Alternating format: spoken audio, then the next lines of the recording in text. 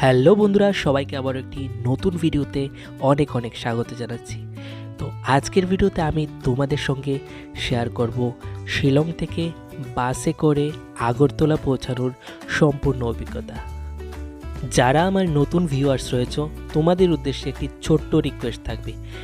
তোমরা অবশ্যই আমার চ্যানেলটাকে সাবস্ক্রাইব করে পাশে থাকা বেল নোটিফিকেশনটিকে প্রেস করে দিও, যাতে করে পরবর্তী সকল ভিডিওর আপডেট তোমাদের কাছে সঙ্গে সঙ্গে পৌঁছে যেতে পারে।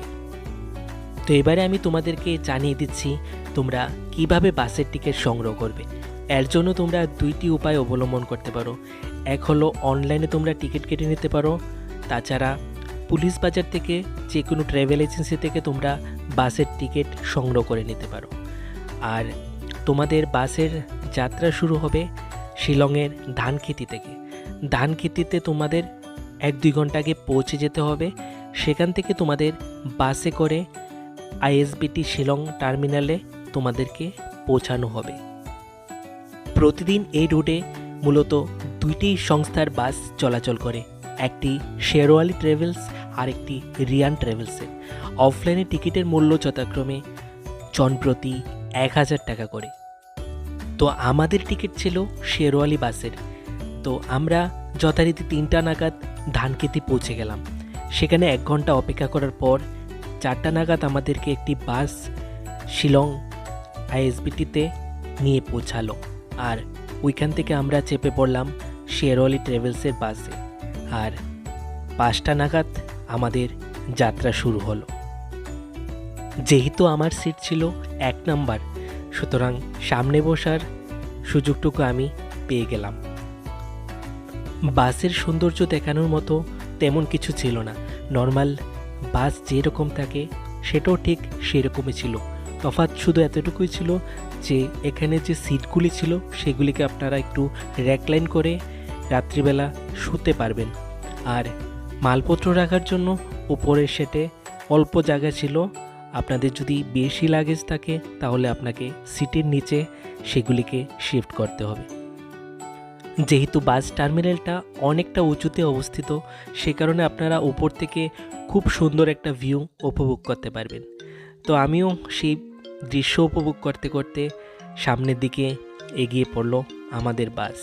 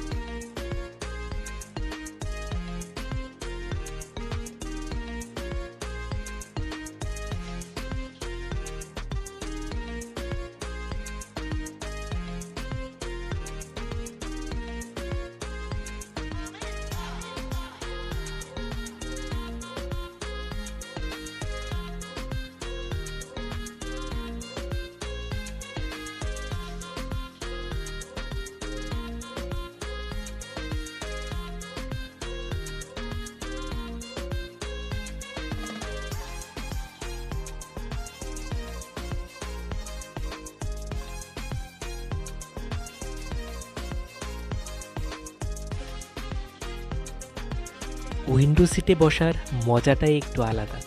আমি খুব ভাগ্যবান যে আমি একটা উইন্ডো সিট পেয়েছিলাম। আর বাইরের এই মনোরম প্রাকৃতিক দৃশ্য উপভোগ করতে করতে আমি আমার জার্নিটা কন্টিনিউ করলাম।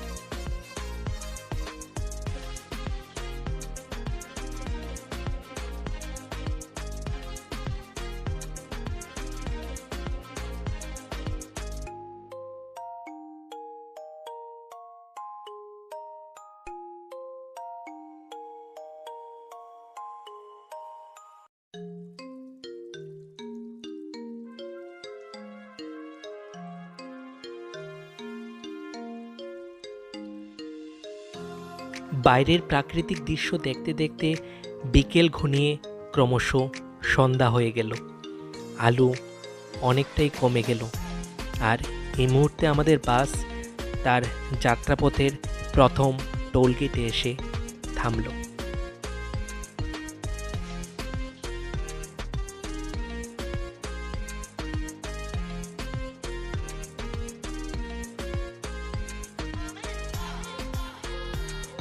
রাত্রি ৯টার সময় আমাদের বাস এসে থামল লাটুমবাই একটি হোটেলের সামনে। সেখানে আমরা আধ ঘন্টা সময় পেলাম রাত্রির খাবার খাবার জন্য এবং প্রাকৃতিক কাজ সেরে নেওয়ার জন্য। তারপর দীর্ঘ যাত্রাপথ আমাদের সামনে ছিল বাকি। তারপর বাসে উঠে ঘুমিয়ে পড়লাম, আর চোখ খুলতেই ক্রমশ সকাল হয়ে গেল। মোটামুটি ত্রিপুরার কাছাকাছি পৌঁছে গেলাম। যেহেতু এটা বাসটা যাত্রীর পাশাপাশি কিছু পার্সেলও ক্যারি করছিল, সে কারণে আসার সময় আমবাসা, তেলিয়ামুড়া বিভিন্ন জায়গায় অনেকবার বাসটা থেমেছে পার্সেল আনলোড করার জন্য। রাস্তায় কিছু জায়গায় কয়েকবার থামার পর 10টা নাগাদ আগরতলায় এসে পৌঁছালো আমাদের বাস। যেহেতু এই রোডের রাস্তা অবস্থা তেমন ভালো নয়, সে কারণে সারা রাত আপনাদেরকে একটু খারাপ অভিজ্ঞতার সম্মুখীন অবশ্যই হতে হবে। তো আমি আপনাদেরকে বলবো, যারা আগামী দিনে এই রোডে যাত্রা করার কথা ভাবছেন, অবশ্যই আপনারা এই সকল পরিস্থিতির জন্য মানসিকভাবে প্রস্তুত থাকবেন। আর হ্যাঁ, বর্ষাকালে কিন্তু আপনারা এই রোডে বাসে যাত্রা করার কথা একদমই ভাববেন না, কারণ তাহলে কিন্তু আপনাদের আরও অনেক বেশি খারাপ সমস্যার সম্মুখীন হতে হবে।